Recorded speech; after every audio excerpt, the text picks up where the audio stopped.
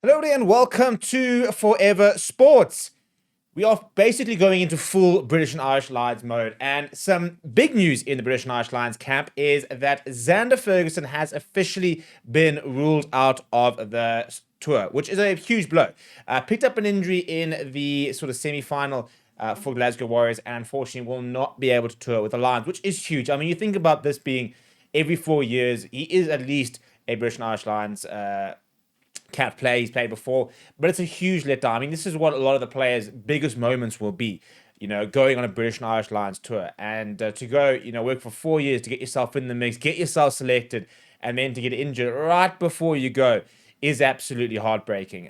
But one man's setback is another man's opportunity. And in his place, Finlay Bealham will be touring, and two other players as well called up to the squad, which will assemble in Dublin. And yesterday they assembled and will travel down to Portugal for an initial training camp ahead of their first match against Argentina on Friday, the 20th of June. Let's get into it, shall we? And but first, we'll start with Xander Ferguson, who is the man ruled out. Now, I think that Xander Ferguson is a world-class player. And with the injuries, especially to Ty Furlong in the last few years, was probably going to start for the Lions. And I think he deserves to. He is a tourist in the 2021. He didn't get an official test cap for him, but was in South Africa. And I think that's probably one of the so strange thing about him is that he's 29 years old. He might make another tour, but maybe unlikely. And this would have his opportunity to have been a capped Lion. I mean, it's one thing being a British and Irish Lion tourist playing midweek games. It's another one getting a test cap, and that's the whole thing when it comes to the Lions and all the different traditions is that there are levels to the game. I mean, it's one thing being called up to the British and Irish Lions and basically being said that you are one of the top players in the regions. It's another thing being the top 23. And it's another thing, getting that cap and being, part of a very elite group of players who get to become British and Irish Lions players, because lots of top players never do. I mean, Finn Russell, for example, even Stuart Hogg only became British and Irish Lions cap lines for the first time last tour. Stuart Hogg, he looked like he was going to be one of the best players to ever not get a cap because he just kept getting injured and never really managed to feature, but he eventually got his cap in the previous tour. So gutted for Xander Ferguson, who I think is a very unsung hero for Scotland.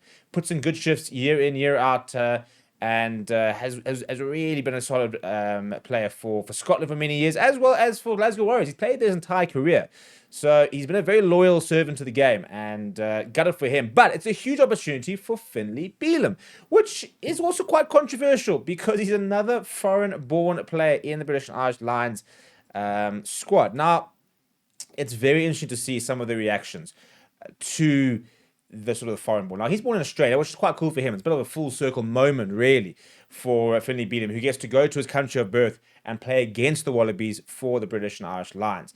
Now, lots of people talking about the fact that they shouldn't have foreign born players in the British and Irish Lions and that it kind of waters down what the Lions are about. Now, I don't think I really agree. Lots of people will say, well, what does it matter? I'm South African.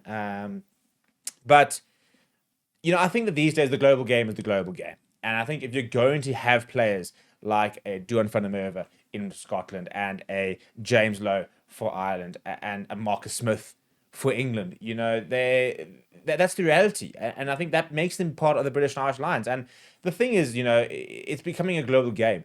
So you want to protect the heritage of British and Irish Lions, but for me, it's more about what it stands for. And it's not about protecting the old, big colonial powers and, the Britain and Viva Great Britain and Ireland and the likes of it. And only players born here can represent us. It's about a collection of countries and nations who come together for a team that represents everything that's supposed to be good about rugby. And I think that inclusivity of having players from different regions, stuff like that, I think it actually adds to the bad. I don't think it waters it down at all.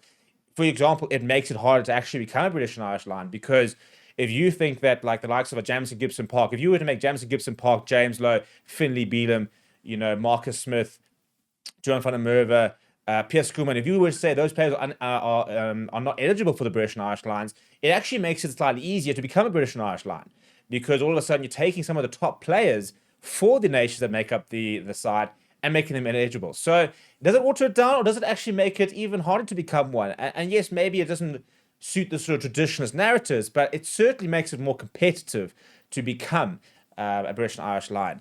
What's also interesting, by the way, and first of all, in terms of Finlay Bealham, he's a great player, and I think deserves it, and has been a really, really good player for Ireland. I think he's actually been very underrated due to Tadhg Furlong for many years, and never sort of being in the sort of spotlight himself.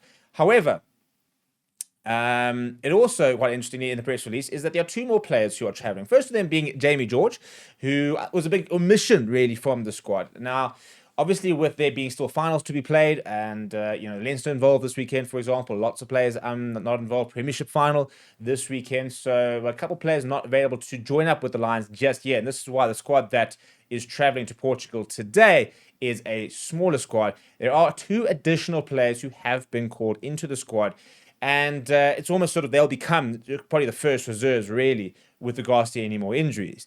Now, the first is Jamie George, as mentioned, who is a Lions tourist back in 2017 and 2021.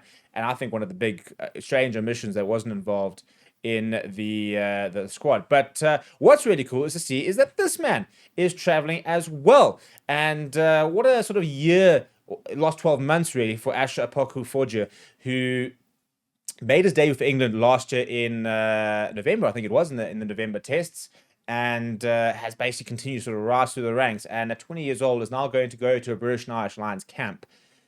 The opportunity for him to potentially become a tourist, well, that would have to depend on injuries, and if it does happen, and it shows you that he is obviously quite highly rated and that they're willing to look at him in the camp. But this is now going to ignite, I think, a fire in somebody like him, because you get to go to a British and Irish Lions camp where you're going to get told how special it is to be a Lion, how special it is to be part of the touring group, to make your debut, to get a cap. And right now, he's really just trying to sort of cement a slide in the England squad. But he's going to be sitting there thinking, I want to go to the World Cup in 2027, and I've got to go to New Zealand in 2029, as a Lion. So it's really cool that they often do look to bring in very young players to sort of give them that idea of what it is to be a British and Irish Lion, how to aspire to get there, and how to physically actually get there. So lots of big calls for Andy Farrell to make with regards to British and Irish Lions. It'll be interesting to see what the sort of team looks like next week Friday, given the fact that there are lots of players missing from the squad. He will only link up with them on Monday. Also, I mean, a bit of a nerve-wracking weekend, isn't it, really, for some of the British and Irish Lions players who will be involved in these finals, because any injury and you could be pulled from the tour. If it's anything more than sort of 3 weeks or 2 weeks even, you're going to be pulled from the tour. I think players who are obviously picked up a few knocks, they just will sit out of Argentina. Great, they can still get on a plane and go to Australia with the first game on the 28th of June. I think it's against Force. I think it's Western Force. Eagerly very waited to see on Monday what the injuries updates are, and if there are injuries, who gets the opportunity. So lots of players who've had to sort of deal with the disappointment of being left out will be waiting in the wings, because there are injuries, and there will be players who will join mid-tour and come out and join them first. We've seen it before. So if you're one of those players you feel on the fringes, the main thing is to wait. Not to sit there and wish injury for anyone, but to wait, because there will be opportunities. And sometimes there are players who don't even make the initial tour list, get called into the squad, and they actually end up getting capped. So there's really cool stories like that. So my question is to you: who would you like to see in that starting Lions 15 come next week Friday, for example, and then the 23? We'll be covering the entire tour, by the way, all the updates, watch-alongs of every single game, press conferences where possible, and keeping you guys informed on, for me, the greatest spectacle in rugby. I think the British Irish Lions tour, I absolutely love it. I was so upset with it going behind closed doors last time. I had tickets to all 3 tests, as well as the Lions game. I was going to go to 4 British and Irish Lions games, and I'll get there eventually, which is the main thing. But what would your team be? Let me know down in the comments below. Smash the like on the video, subscribe to the channel as well. Thank you very much for watching. My name is Steve. I'll chat to you soon.